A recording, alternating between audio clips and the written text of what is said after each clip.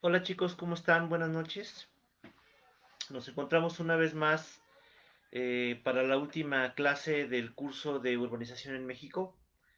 Y bueno, he querido hacer esta clase de esta forma, en el sentido de que, bueno, para que me vean y que yo pueda platicar con ustedes, no a manera de presentación como algunas otras clases que hemos venido realizando, sino que, bueno, me gustaría platicar esta última clase de manera más frontal, no a través de una presentación, sino, bueno, para que pueda yo también, pues, despedirme de ustedes de este semestre, con el último tema que es problemas de gestión de las zonas metropolitanas.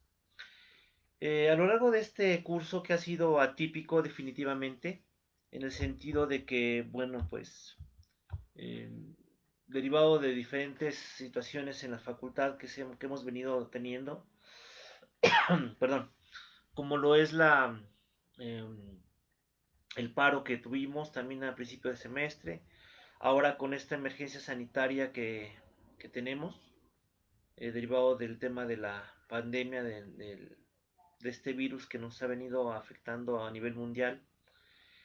Pues bueno, este es un semestre que es diferente a todos los demás que hemos tenido, ¿no?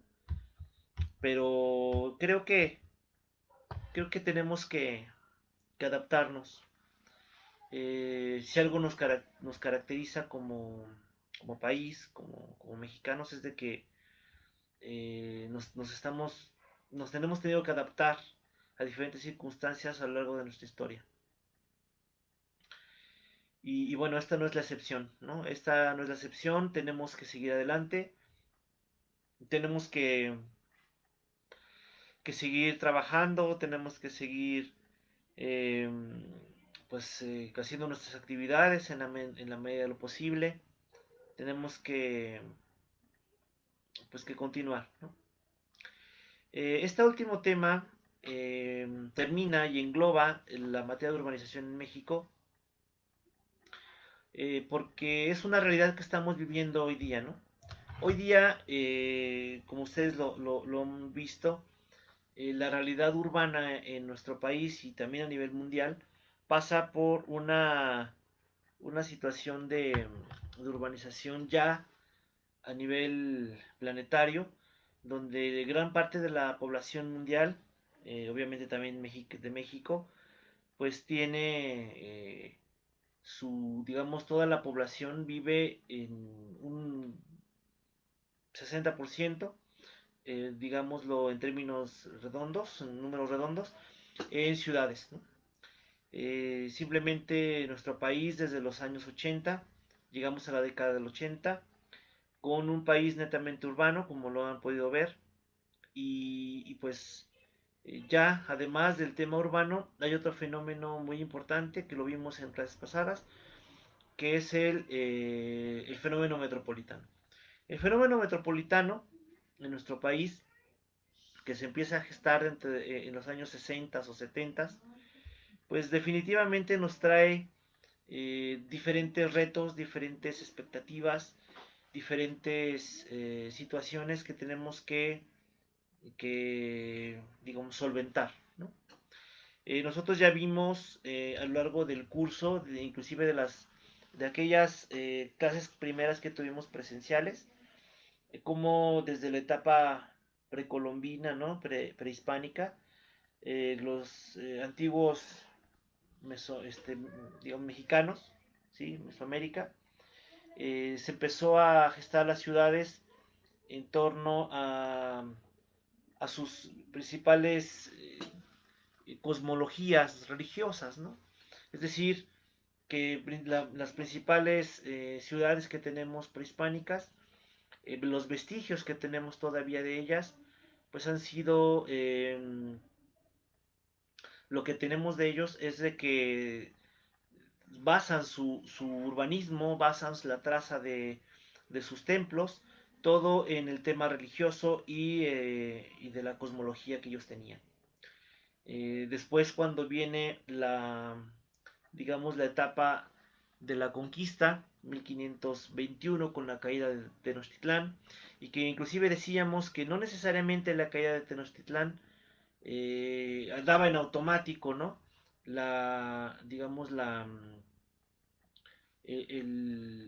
digamos, el término de la época prehispánica en el sentido amplio de la palabra, de que no en ese momento todos los pueblos indígenas dejaron completamente las armas, ¿no? Hubo rebeliones, hubo levantamientos, hubo un proceso de aculturación importante, ¿no? Platicamos también en su momento de que justamente hubo este periodo de adaptación de la nueva cultura española hacia América, principalmente en nuestro país, donde pues fue un shock para los pueblos indígenas, ¿no? Los pueblos indígenas traían una cosmología completamente de muchos dioses, ¿no? Por ejemplo, en donde las ciudades estaban adaptadas y estaban diseñadas precisamente para los cultos al aire libre. Entonces, fue un shock, por ejemplo, también desde el punto de vista social, desde el punto de vista cultural, religioso, y obviamente desde el tema de vista del urbanismo, ¿no? Hemos platicado, por ejemplo, que justamente este proceso de, de urbanización ya en la época colonial dio pie al surgimiento de diferentes ciudades, desde los asentamientos conocidos como reales de minas, las famosas intendencias también, y algo muy importante que dictó la pauta para nuestra civilización mexicana, que es las ordenanzas de Felipe II, que eran unas ordenanzas en las cuales se dictaba eh, todo lo que debía de hacerse en los nuevos términos, o sea, en los nuevos territorios conquistados, ¿no? Por parte de la corona española. En ese sentido, las ordenanzas de Felipe II, pues daban, por ejemplo, toda la traza que tenía que tener las ciudades eh, bueno, coloniales, ya posterior a la época prehispánica, donde todo debía de organizarse en torno a una plaza central, ¿no? Donde debía de estar los templos, y también donde debería estar el edificio del ayuntamiento, por ejemplo, los edificios principales, inclusive en esas ordenanzas, ¿no? Se establecen la medida, ¿no? La medida exacta que debería de tener las plazas, ¿no?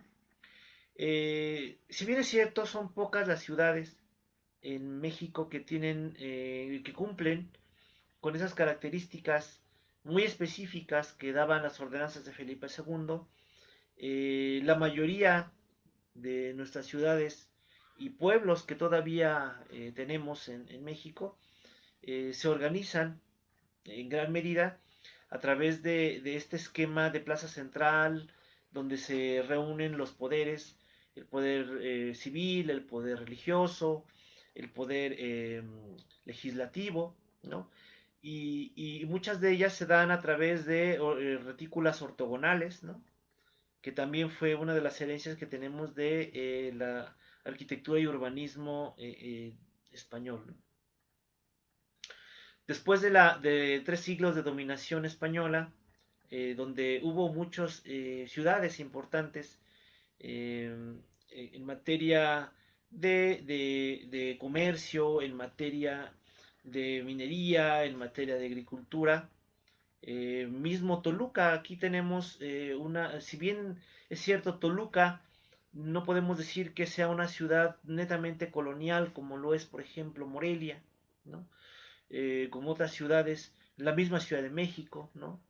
Eh, Toluca es una de los asentamientos humanos, de las ciudades más antiguas desde su fundación. 1521 es el año en que cae Tenochtitlan y precisamente se dice que 1522 es cuando se funda la ciudad de Toluca, ¿no? Eh, en gran medida por todos frailes franciscanos que poblaron esta zona, ¿no? Ya hemos platicado también en el curso precisamente de los asentamientos que se dieron aquí en el Valle del Matlacinco, como también se le conocía, en la Toluca antigua, ¿sí? Por ahí también inclusive les pasé un mapa en los correos, en el grupo de WhatsApp, en donde pues vemos cómo era Toluca en el año de 1817, por ejemplo, ¿no? Ya para finalizar la época colonial, ¿no? 1817, como teníamos, la misma ciudad de Toluca no era demasiado grande, abarcaba prácticamente hasta lo que es el Calvario por el sur, por el norte, teníamos digamos, los últimos edificios eran el convento del Carmen, ¿no? Toda esta zona cercana ahora ya del barrio de San Juan Chiquito, San Juan Evangelista, el barrio del Cóporo, que también es uno de los más antiguos, y digamos por el poniente tenemos las salidas, bueno, teníamos las salidas de lo que era la calle del Lerdo, que en aquel entonces era la calle de las Tenerías, ¿no? Por el poniente, pues teníamos hasta el barrio, prácticamente el barrio de San Sebastián, y la salida de Avenida Independencia, que en esa época no se conocía como Avenida Independencia, sí se conocía como calle Real de San Juan Bautista, en virtud de que esa calle eh, comunicaba con el barrio de San Juan Bautista y la iglesia del mismo nombre. 1821 es cuando la historia marca precisamente que Toluca se da empieza a hacer lo que conocemos ya, perdón, bueno, Toluca, todo el México conoce que es la entrada del ejército trigarante. Si bien es cierto, digamos, los primeros, digamos, el levantamiento armado que dio origen al movimiento independentista fue en 1810. Para 1821 es como se da la entrada del ejército a la independentista, el ejército insurgente, a la Ciudad de México. Entonces, aun cuando España después, todavía pasaron algún tiempo, algunos años para reconocer la independencia, se acepta como fecha, digamos, histórica, 1821, para el inicio ya del México independiente. Siglo XIX, principios del siglo XIX, que fue una etapa que lo hemos platicado, una etapa histórica convulsa, una etapa histórica donde hubo diferentes movimientos armados que no terminaron con el logro de la independencia, sino también hubo pues las guerras de reforma, la ley de las manos muertas con Juárez, que justamente también dieron una nueva morfología a las ciudades. Toluca no es la excepción, por ejemplo, ya lo platicamos también en su momento, en esos años, fines del siglo XIX, es cuando se da por decirlo así, el desmembramiento, ¿no? De lo que fue el centro de la ciudad, con digamos, esta, todo el polígono que ahora conocemos como los portales, que antes pertenecía al convento franciscano de la Asunción, ¿no? Que bueno, que habían varios conventos aquí en Toluca, teníamos el convento del Carmen, el convento también un convento franciscano también ahí en Tecajic, en esta zona. Teníamos también el convento de la Merced, ¿no? Aquí en el centro. El convento de Franciscano de la Asunción, lo que eran todos los portales, donde hoy se encuentra la catedral, donde hoy se encuentra, que todavía tenemos vestigios de ese convento, lo único que tenemos todavía es la iglesia de la Veracruz, que pertenecía ya desde esa época al convento franciscano de la Asunción. La capilla exenta, lo que ahora es la Plaza Fray Andrés de Castro, esa capilla que realmente no era capilla, realmente era la sacristía del convento, pero bueno, se conoce tradicionalmente como la capilla exenta y que hoy día pertenece al ayuntamiento y es una sala de ceremonias, de juntas, de exposiciones, conciertos, ¿no? Y lo que también queda preservado del convento de la Asunción es lo que ahora conocemos como que es parte, es un anexo, por decirlo así, de la catedral. Inclusive podemos entrar a la catedral por el lado derecho y encontramos la fachada, quedó la fachada de lo que fue en algún momento el convento, bueno, perdón, la iglesia o parroquia del Tercer Orden, hoy día llamado San José el Sagrario, y que podemos entrar por el portal también del lado de la calle de Bravo, o podemos entrar por la catedral y en el ala derecha podemos entrar hasta el fondo y encontramos la fachada de lo que fue la parroquia del Tercer Orden. Eh, Otros conventos que habían aquí en Toluca, bueno, pues era el convento y hospital de San Juan de Dios, que lo único ya que queda de ese convento y hospital es la iglesia que hoy conocemos como iglesia de Santa María de Guadalupe sobre la calle de Villada, entre Hidalgo y Morelos, ¿no? Y bueno, justamente este desmembramiento de estos terrenos que fueron en algún momento del convento de la Asunción, franciscano de la Asunción, pues se dan como una consecuencia de estos movimientos políticos, se da a raíz de las leyes de reforma, de la desamortización de los bienes de la iglesia, y también le da morfología a nuestras ciudades, ¿no? Y así como el caso de Toluca, hubo otras ciudades que también sufrieron este tipo de situaciones, ¿no? Mismo siglo XIX, seguimos avanzando en el periodo histórico. eh, Tuvimos las invasiones, la guerra contra Estados Unidos, y perdimos nuestro territorio, todos los estados de Texas, Utah, Nuevo México, esos estados. Primero empezamos con lo que es la independencia de Texas, ¿sí? Y luego derivado de la guerra con Estados Unidos, derivada, y que esa guerra que fue el pretexto para esa guerra fue los límites, la franja fronteriza con el estado, bueno, con el nuevo estado de Texas, que después se lo anexó Estados Unidos. Derivado de eso, pues perdimos otra parte del territorio y lo último que perdimos pues, fue prácticamente la venta de la mesilla. Que quería el gobierno de Estados Unidos pues comprarla, derivado de que quería pasar eh, vías férreas. Tuvimos también después las invasiones francesas, ¿no?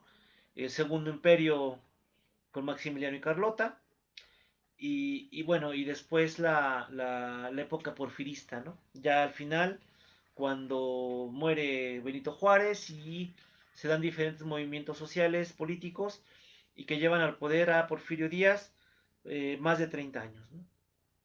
Entrados ya en el siglo XX, podemos dividir la historia de la urbanización de México en diferentes etapas. Eh, de 1900 a 1940, de 1940 a 1980, la década de los 80, que fue una época eh, complicada económicamente hablando por el tema de del tema de la banca que entró en crisis y que fue prácticamente, por decirlo con estas palabras, fue expropiada por el gobierno mexicano, 1982. Y después, bueno, pues se da lo que conocemos como la década perdida, ¿no? La década perdida y después se da una etapa de gobiernos ya neoliberales, como lo que se ha mencionado, ¿no? Que está muy de moda ahora mencionar la palabra neoliberal. Em, pero justamente en esta primera etapa de 1900 a 1940, como lo hemos platicado ya en otras clases, pues fue una etapa de, si bien el siglo XIX fue una lenta urbanización, también hemos de decir que en todo el siglo XX no hubo un, digamos, sí las ciudades fueron creciendo, no con la velocidad que se podía pensar, y eso derivado por muchos de los movimientos sociales, y porque la historia de México se ha caracterizado desde su independencia en una serie de guerras y movimientos armados, traiciones, eh, y etcétera, ¿no? Un sinnúmero de etcéteras. Es por ello que ya llegado al siglo XXI, en el que estamos ahora, la realidad de México en materia de urbanización pues ha ya sobrepasado, porque todo el siglo XX, que fue una vorágine de movimientos sociales, políticos, guerras, movimientos armados, que permitió que México también, bueno, tuviera una configuración urbana, no con la velocidad que en algún momento pudiéramos pensar, pero ya para fin de siglo nos encuentra el siglo XXI, el final del siglo XX, principio del siglo XXI, con un México completamente urbano. Y más que urbano, también un México metropolitano, como lo hemos platicado en otras clases. El hecho de que hoy día nuestro sistema urbano nacional contemple 401 ciudades de más de 15.000 habitantes, ¿no? Y que esas ciudades o aglomeraciones urbanas, la mayor parte de ellas sean metropolitanas, ¿no? Hemos dicho que dentro del sistema urbano nacional, bueno, pues justamente vemos los centros urbanos, las zonas metropolitanas y y las aglomeraciones urbanas. En ese sentido, tenemos que pensar que que este siglo, que ya llevamos 20 años, ¿sí? Y lo que queda de él, o lo que resta de él, tenemos que pensar ya en una nueva configuración urbana. En ese sentido, el tema que hoy quiero platicar, digo, ha sido como un preámbulo de estos temas, es qué problemáticas enfrentamos ahora en materia de gestión en zonas metropolitanas. ¿A qué nos referimos con gestión en zonas metropolitanas? Bueno, eh, nosotros, como estudiosos de la ciudad, que pertenecemos a esta gama amplia de licenciaturas o carreras que estudian el fenómeno urbano, como es la planeación urbana, como es los asentamientos humanos, los licenciados en asentamientos humanos, como son los urbanistas, como son los planificadores, ¿no? Como son los APOUs, ¿no? Entonces, los arquitectos urbanistas mismos también, existe la carrera. Tenemos que vislumbrar que los problemas de la ciudad, al hablar problemas de la ciudad de manera muy genérica, nos tenemos que referir a problemas metropolitanos. Y muchos de ellos tienen que gestionarse eh, a través de diferentes mecanismos como son los gobiernos municipales y los gobiernos estatales. Gestión en materia metropolitana significa poder solventar, poder administrar y poder dimensionar una gama de problemáticas que nos sugieren, digamos, ya las ciudades y las nuevas aglomeraciones urbanas. En ese sentido, algunas de ellas aquí están, las he apuntado, no son todas, sin embargo, he puesto algunas de las más representativas, ¿no? Por ejemplo, el tema de la movilidad y transporte, el tema de la contaminación atmosférica, el tema ambiental, ¿no? El tema del agua que va de la mano con la situación atmosférica, el tema de la vivienda, ¿no? Y el tema de la vivienda va de la mano con un tema llamado también, que es el de desarrollo urbano, ¿no? El tema de la expansión de la ciudad, ¿no? Otro tema que es el de residuos sólidos, ¿no? Y como digo, no, esta lista no es exhaustiva, pero bueno, lo vamos a platicar.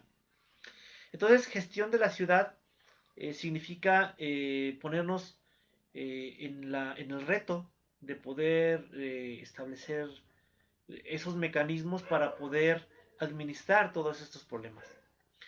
Hoy día tenemos 74 zonas metropolitanas en todo México y no tengo duda de que estas 74 zonas metropolitanas, para ahora que se termine el censo del INEGI, tal vez en 1 o 2 años veamos que tal vez de 74 podemos pasar a 80 o tal vez más zonas metropolitanas.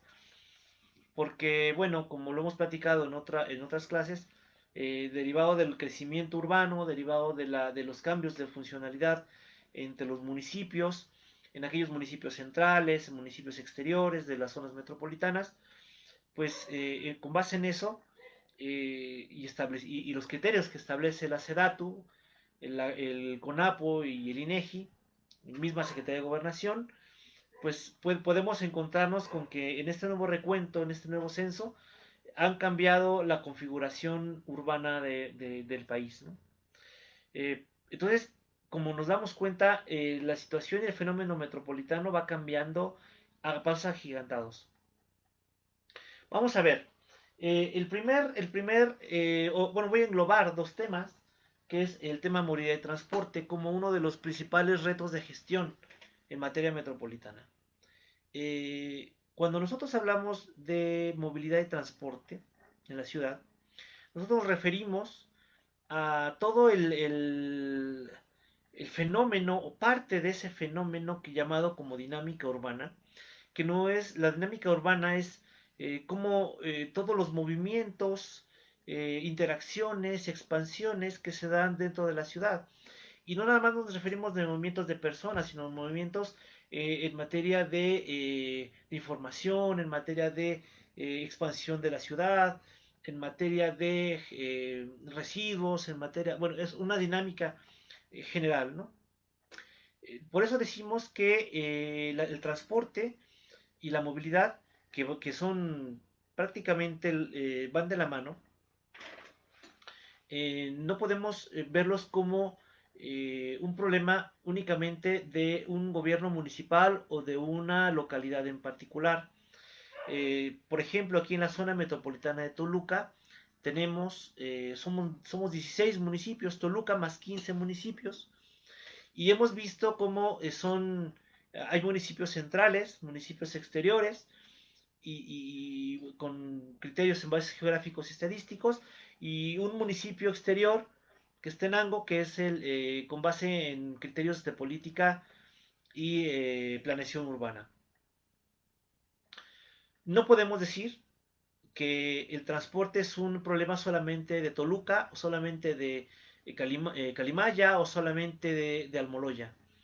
En nuestro entorno metropolitano, digamos, el transporte trasciende las fronteras, los límites municipales, y por ejemplo tenemos eh, rutas de autobuses que vienen desde Tenango y pasan por Rayón, por Santa María del Rayón, La Isla, Mexicalcingo, Metepec, eh, mismo Calimaya, llegan a Toluca y se pueden regresar, ¿no? Inclusive pueden llegar al mismo Almoloya, ¿no? O tenemos rutas que comunican, por ejemplo, Almoloya, Sinacantepec, Toluca y van a Metepec, ¿no? O que atraviesan todo el corredor desde Adolfo López Mateos, desde Sinacantepec, Almoloya, Toluca, pasan por Metepec y se van a Lerma y San Mateo, ¿no? Por ejemplo. Entonces, vemos que el tema de movilidad es una problemática de gestión metropolitana. ¿Por qué? Muchas veces los gobiernos locales, los gobiernos municipales me refiero, entran con la idea de tratar de solventar muchos de los problemas. Sin embargo, vemos que el tema de la movilidad, que tiene muchos ingredientes, debo decir, el tema movilidad no nada más es transporte público, estamos hablando de autobuses, obviamente, de carros particulares, bicicleta, peatón, personas con discapacidad, taxis, taxi colectivo, etcétera, ¿no? Vemos que a veces los gobiernos locales quieren, o municipales, quieren solventar algunos de los problemas en materia de movilidad y transporte. Pero a veces es complicado porque trasciende sus límites municipales y los gobiernos municipales no tienen atribuciones de extraterritorialidad, es decir, no pueden gestionar fuera de sus límites municipales. Entonces aquí hay está el otro nivel de gobierno, que es el gobierno estatal, a quien le toca implementar la gestión en materia de movilidad, en movilidad de transporte. La ley de movilidad del Estado de México también da algunas atribuciones a los gobiernos municipales en materia de movilidad. Por ejemplo, legislar en cuanto a los reglamentos internos de cada municipio, ¿no? Si bien es cierto, por ejemplo, existe un reglamento de tránsito estatal, los gobiernos municipales pueden tener un reglamento propio, ¿no? En muchos casos, eh, pueden ahondar en infracciones que, por ejemplo, no tienen los gobiernos, el reglamento estatal, los bandos municipales pueden establecer ciertas infracciones que no estén establecidas, por ejemplo, en los reglamentos de tránsito, en el reglamento de tránsito, ¿no? Entonces, vemos que a veces, en este sentido, pues el tema de movilidad y transporte trasciende los límites municipales. Eh, Cuando hablamos, por ejemplo, de otro tipo de movilidad, como es la movilidad no motorizada, que al referirnos como movilidad no motorizada nos referimos al peatón, a la bicicleta, todo lo que no utilice gasolina o un combustible fósil, ¿sí? Muchas veces vemos que los municipios tratan de gestionar hacia el interior de su territorio, de su demarcación, algunas ciclovías, proyectos de bicicleta pública como Toluca o como Metepec, pero a veces la movilidad trasciende en ese sentido también trasciende los límites municipales, ¿no? Un ejemplo de ello es, por ejemplo, el tren interurbano. ¿Y por qué menciono el tren interurbano? Porque también desde hace tiempo existe la propuesta de acompañar con infraestructura ciclista todas las estaciones que van a lo largo del tren interurbano. Como ustedes saben, el tren interurbano está planteado con cerca de 58 kilómetros desde Sinacantepec, donde nace digamos, las cocheras, lo que le llaman las cocheras, de donde van a estar los trenes, pasando por las dos estaciones de Toluca, la terminal y la estación Pinos, la terminal que está cerca de la Alameda 2000, ¿no? De ahí del Parque Alameda 2000, luego la estación Pino Suárez, y que está también en Toluca, y luego las otras dos estaciones, una que está en Torres con Tecnológico, y luego la que está o la que va a estar en Lerma, en San Pedro Tultepec.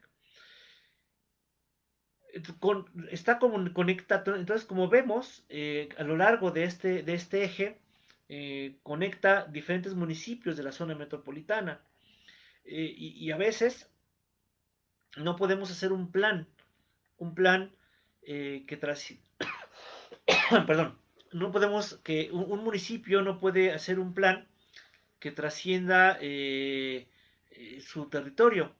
Entonces, por ejemplo, si hablamos de ciclovías, existe desde hace mucho tiempo la propuesta desde Sinacantepec hasta Lerma, por ejemplo, con una ciclovía que vaya acompañando el tren interurbano. Pero ese proyecto no lo puede hacer, por ejemplo, un solo municipio. Entonces ahí es donde hay un problema de gestión, ¿no?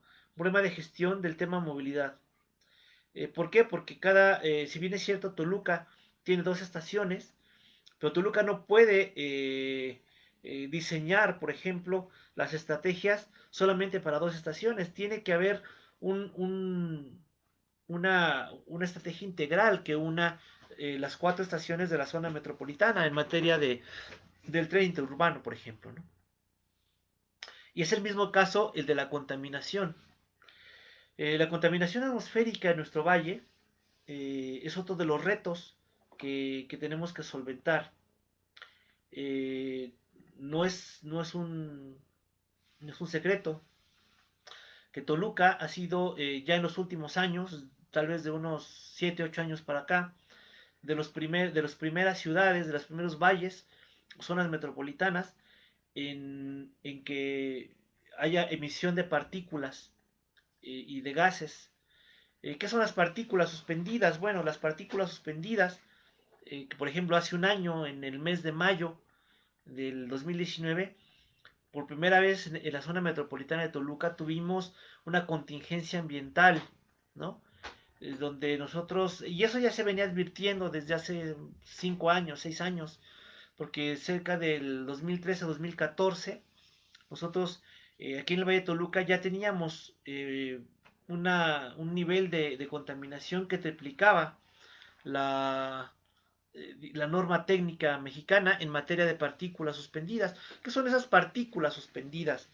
Las partículas suspendidas que tanto se han oído hablar últimamente son, digamos, esos polvillos muy finos que no podemos filtrar con las vellosidades de nuestra nariz, que van directamente al pulmón, causando infinidad de problemas de salud, ¿no?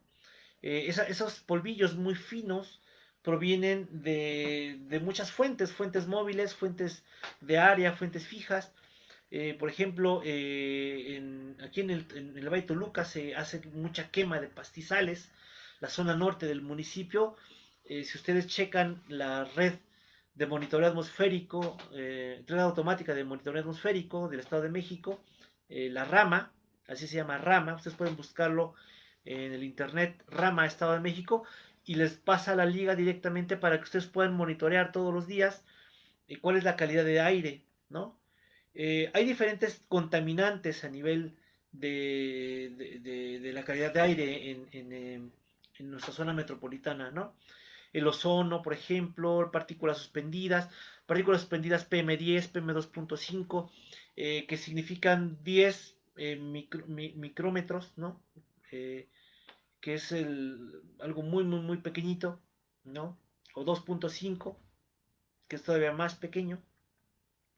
Y a nivel nacional, nosotros, el Valle de Toluca, pues está en niveles terribles, ¿no? Ahorita, en estos momentos, por el tema de la pandemia, no hay tanta circulación de vehículos y por eso ahora en el mes de mayo que pasamos, no tuvimos niveles tan dramáticos como los que tuvimos hace un año. Pero en este sentido, justamente, los municipios sí pueden trabajar de manera individual, pero tiene que haber eh, toda una estrategia metropolitana para este sentido. De hecho, en el año 2018, a finales del año 2018, salió publicado, bueno, se empezó a trabajar, yo en aquel entonces trabajaba como jefe del departamento de movilidad en el municipio de Metepec y participamos en unos foros para la realización del nuevo programa ProAire 2018-2030. En este programa ProAire, por ejemplo, en materia de contaminación a nivel metropolitano, se establecen diferentes medidas de mitigación para poder solventar el tema de la calidad de aire, ¿no? Digamos, es un tema demasiado largo para platicarlo en esta clase, pero por decirles alguna estrategia, ¿no?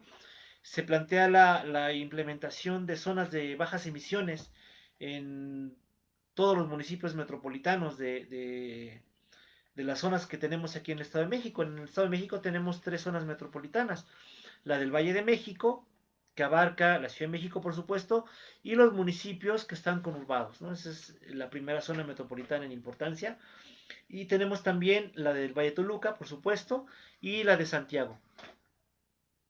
Entonces, en ese sentido, el programa ProAire plantea la necesidad de generar zonas de bajas emisiones en los municipios.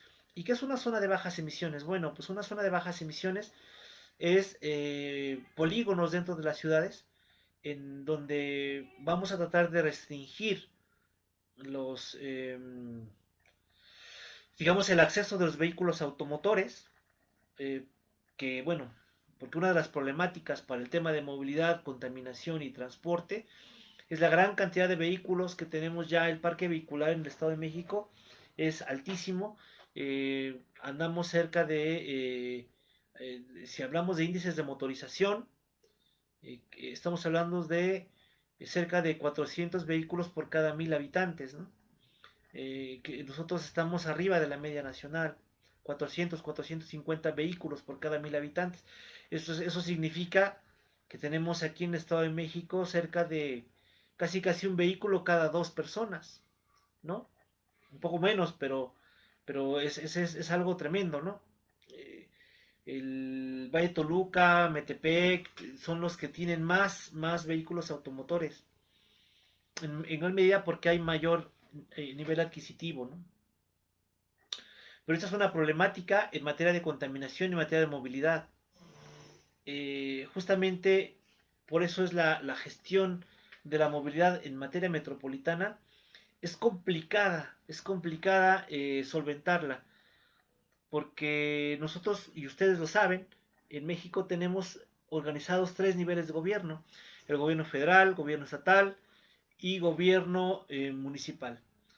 Pero si nosotros hablamos en materia de gestión, el gobierno municipal queda corto porque una zona metropolitana puede tener 2 o más municipios, ¿no? En el caso del Valle de Toluca, pues somos 16 municipios. Entonces es complicado, si a veces es complicado tener acuerdos dentro de una misma ciudad, dentro de un mismo municipio, imaginen ustedes el tener acuerdos con 16 gobiernos, ¿no? 16 gobiernos. Es muy complicado.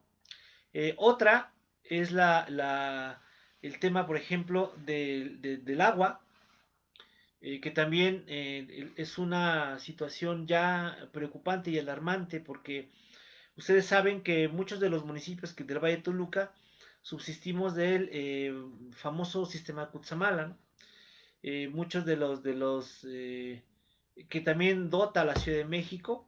Y bueno, por ejemplo, cuando ese sistema Cutzamala falla o tiene alguna situación, pues bueno, nosotros aquí sufrimos tremendamente la falta de agua, ¿no?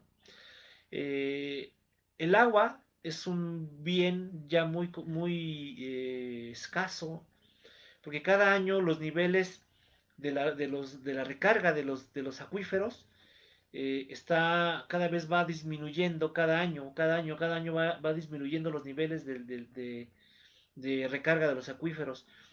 Y eso no es un problema solamente de un municipio, entonces estamos hablando inclusive de una región, lo que trasciende el tema metropolitano.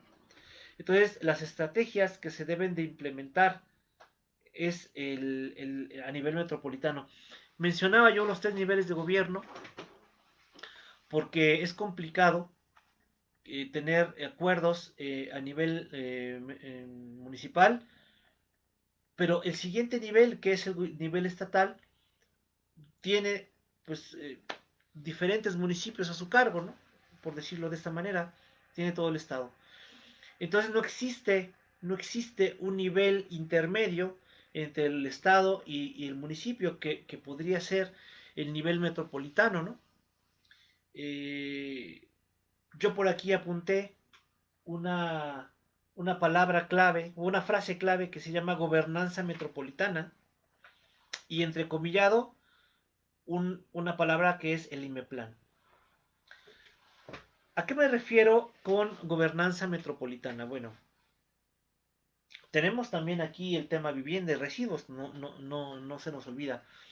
pero voy a adelantarme un poquito y hablar un poco de lo que es la gobernanza metropolitana. La gobernanza tiene que ver con todo el tema de gestión, pero donde actualmente se ubica el concepto gobernanza como una gestión de los recursos de la administración pública en materia de todo lo que compete al tema de administración, lo que es movilidad, lo que es finanzas, lo que es el transporte, lo que es el agua, lo que es la vivienda, en todos los rubros, pero teniendo como participación también de la sociedad. Entonces estaríamos hablando de una gobernabilidad participativa cuando hablamos de gobernanza.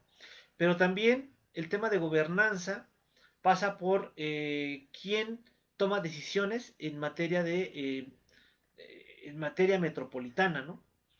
En el Estado de México tenemos una secretaría, que es la Secretaría de Desarrollo Urbano y Metropolitano, que en teoría es la que estaría gestionando organizando a los municipios.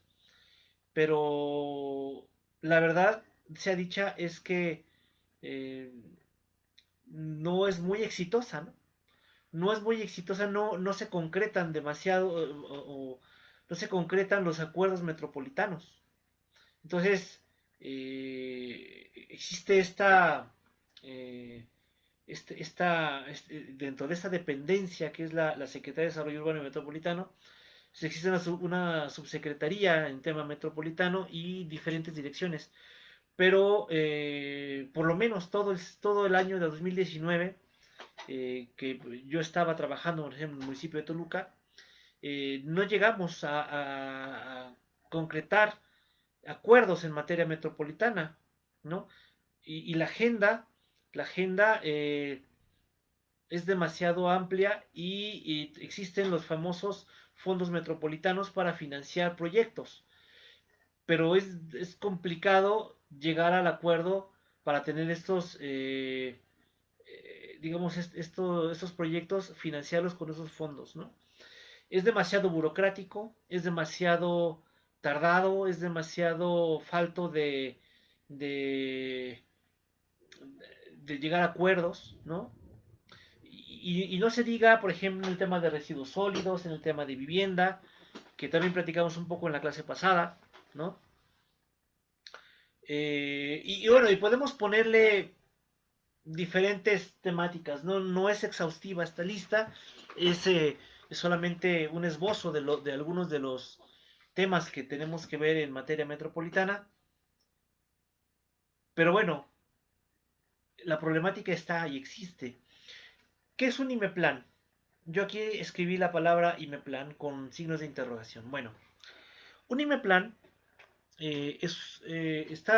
digo, hoy día, no quiero decir de moda, pero más bien es un tema de actualidad, los institutos de planeación a nivel municipal, los famosos IMPLANes, ¿no? Los institutos municipales de planeación.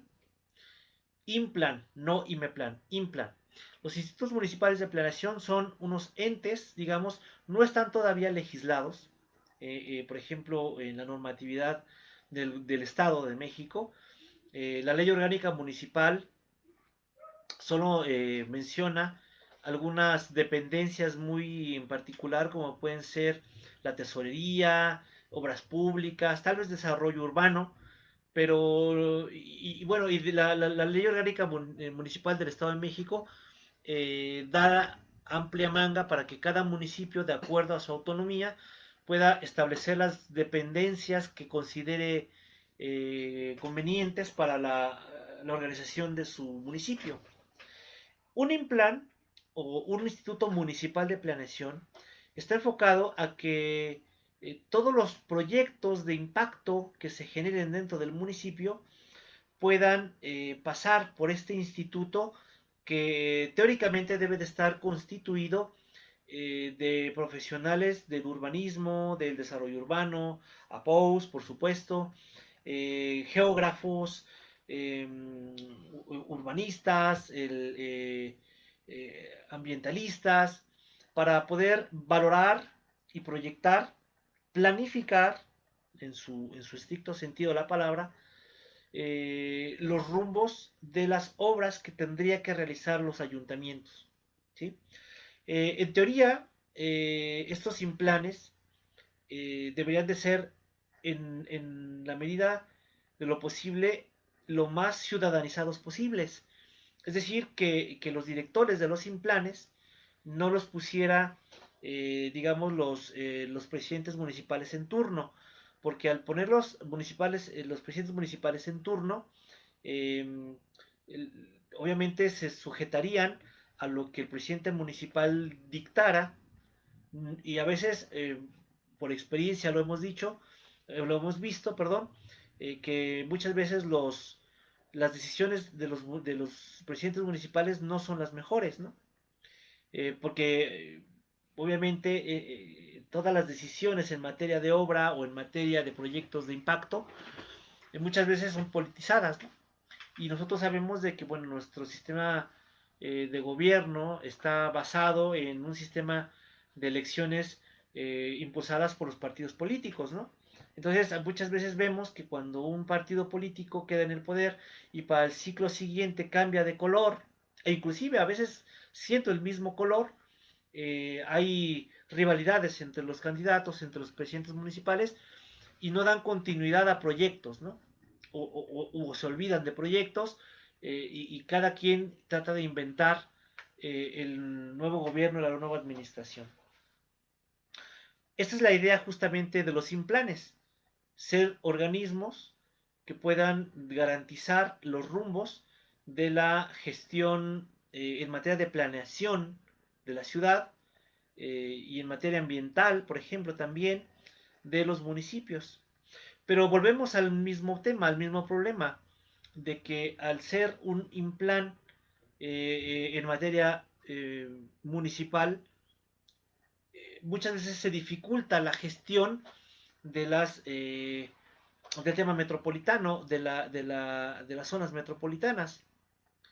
Aquí en Toluca, en la administración de la licenciada Marta Hilda, administración 2013-2015, fue el primer implan. Yo trabajaba en ese implan, estuve trabajando en materia de movilidad, y bueno, pues se lograron algunos acuerdos muy importantes a nivel municipal y algunos a nivel metropolitano. De hecho, en aquel entonces Toluca, junto con otros tres municipios, que es Almoloya, Metepec y San Mateo, se realizó un acuerdo metropolitano muy importante, a través del cual se realizaron diferentes gestiones de proyectos en diferentes rubros, ¿no? Seguridad pública, en materia hacendaria, en materia de movilidad, ¿no? En materia ambiental, ¿no? Pero fue un acuerdo, o sea, no existió un ente que nos pusiera de acuerdo a los municipios, ¿no? Actualmente, por ejemplo, no existe tampoco acuerdos a nivel metropolitano, ¿no? Durante la época de la administración 2016-2018, tampoco llegaron a acuerdos importantes, ¿no? Lo que va de esta administración 2019-2021, vamos prácticamente a la mitad y no se han realizado realmente acciones importantes en la materia, ¿no? En gran medida por lo que estamos platicando, por una falta de un ente que organice, que si bien es cierto es gobierno del Estado, pero lo hemos platicado, y bueno, y es una opinión muy personal, porque así lo he visto, que realmente es más burocrático el tema, ¿no? Realmente como que estas entidades, esta Secretaría de Desarrollo Urbano y Metropolitano, ha sido lento un poco en lograr los acuerdos, ¿no? ¿Qué pasa entonces que es un IMEPLAN? Un IMEPLAN es un instituto metropolitano de planeación, eh, que es más que un IMPLAN, porque el IMPLAN es a nivel municipal.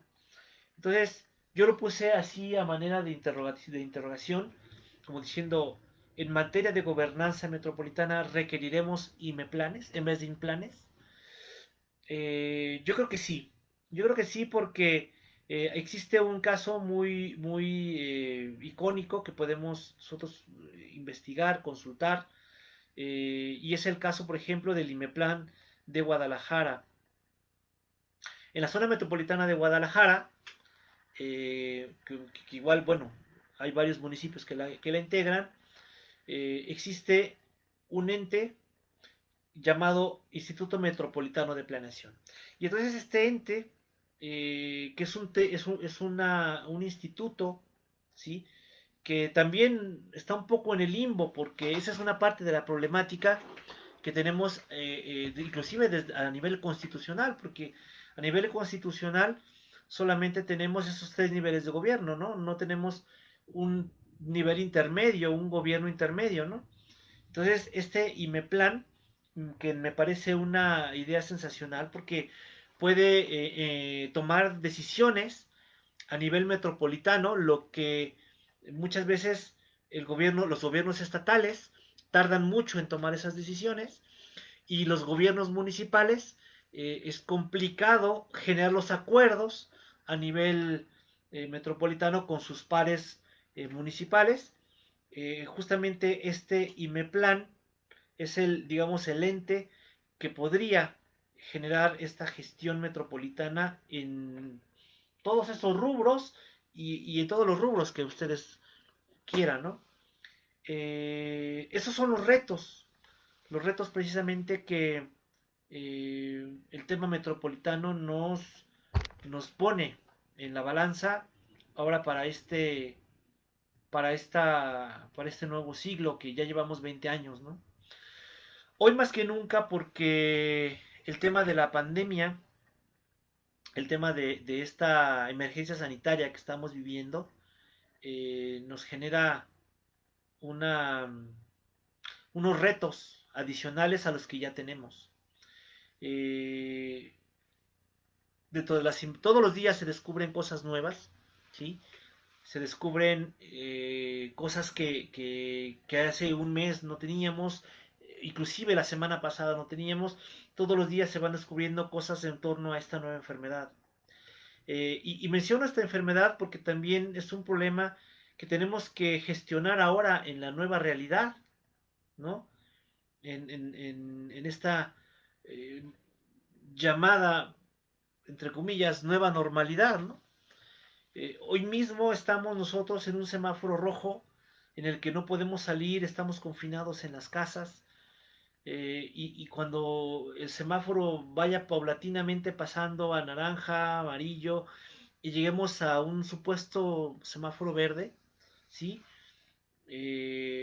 Todos nos preguntamos qué es lo que va a suceder en la ciudad, qué es lo que va a suceder en el transporte público, qué es lo que va a suceder en los espacios públicos, qué va a suceder en la misma universidad, cómo vamos a tomar las clases, ¿no? Eh, Tenemos una serie de interrogantes que nosotros tenemos que ir valorando para esta nueva realidad en la que nos vamos a enfrentar ahora que salgamos del confinamiento.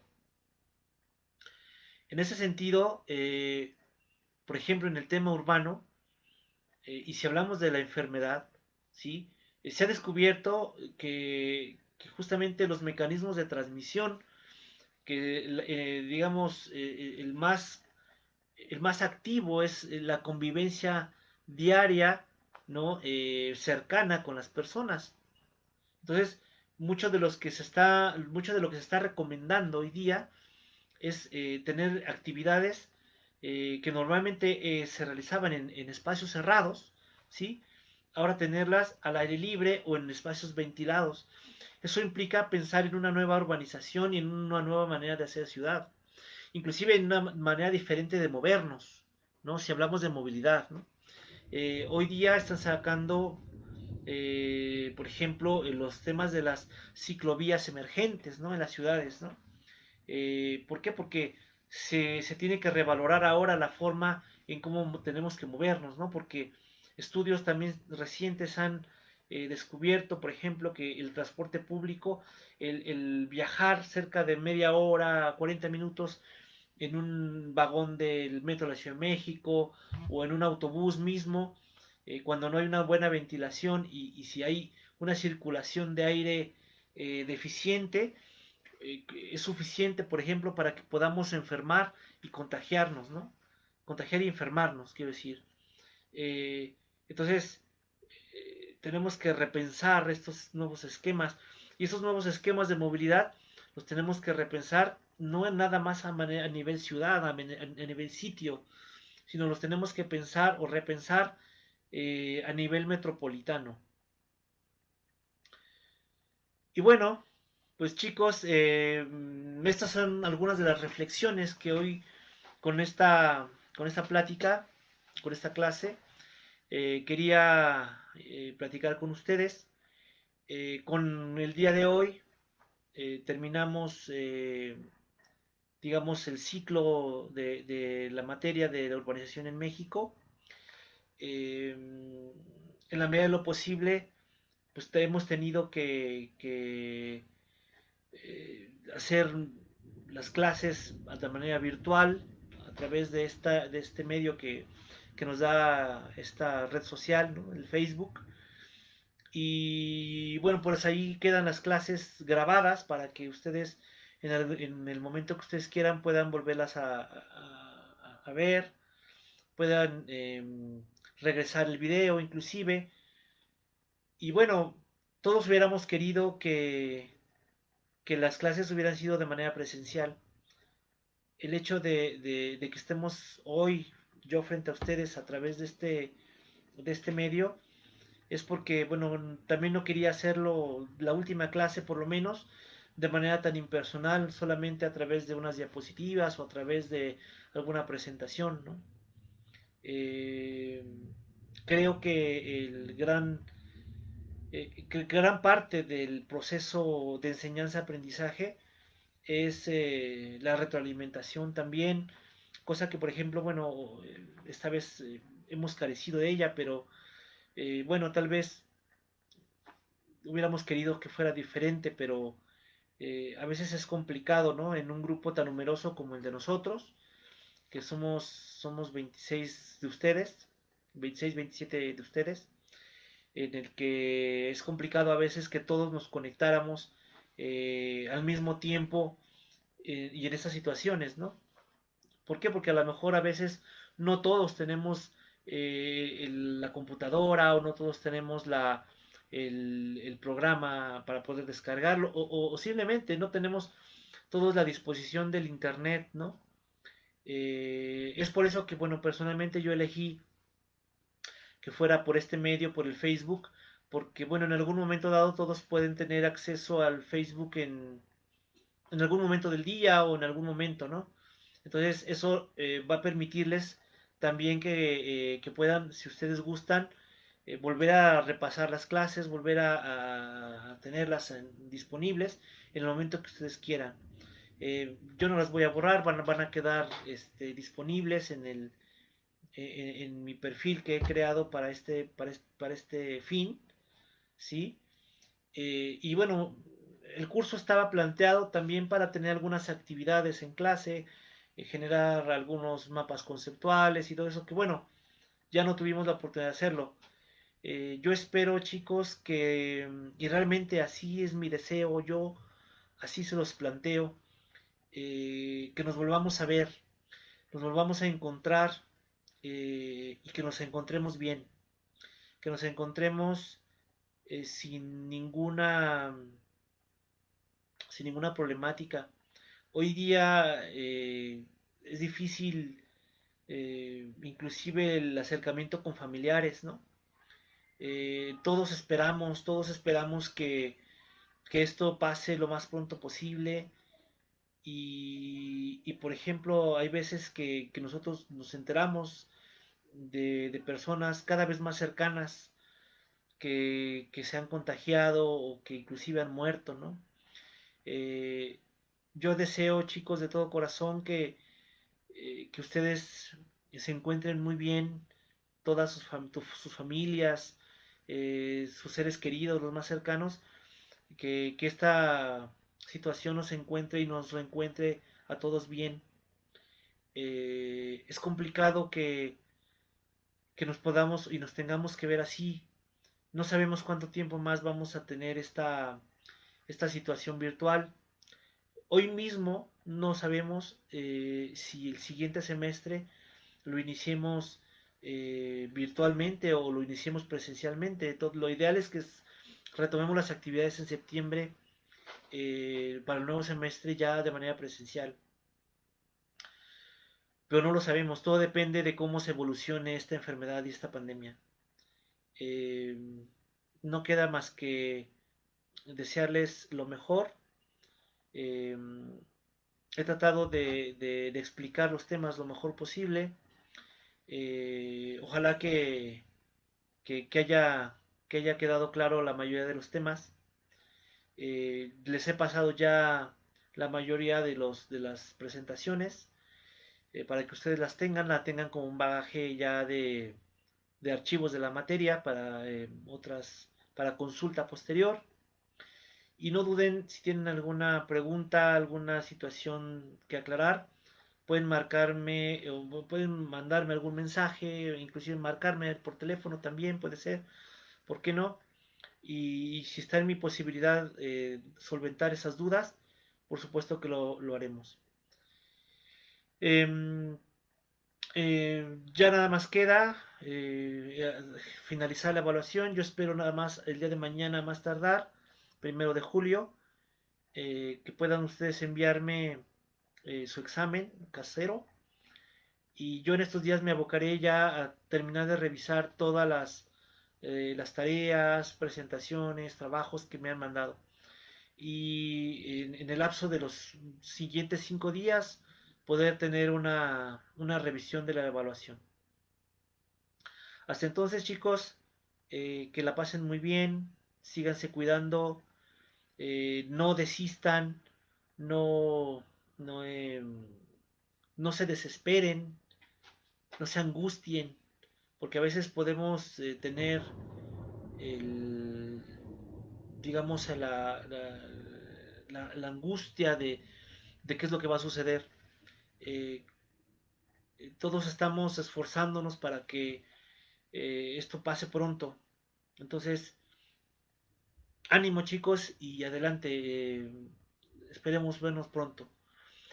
Muy probablemente, si Dios así lo quiere, este, nos veremos el próximo semestre. Yo les daré la materia de vialidad, de transporte, probablemente. Y bueno, pues ahí, no, ahí estaremos eh, viéndonos. Eh, ánimo y nos vemos pronto.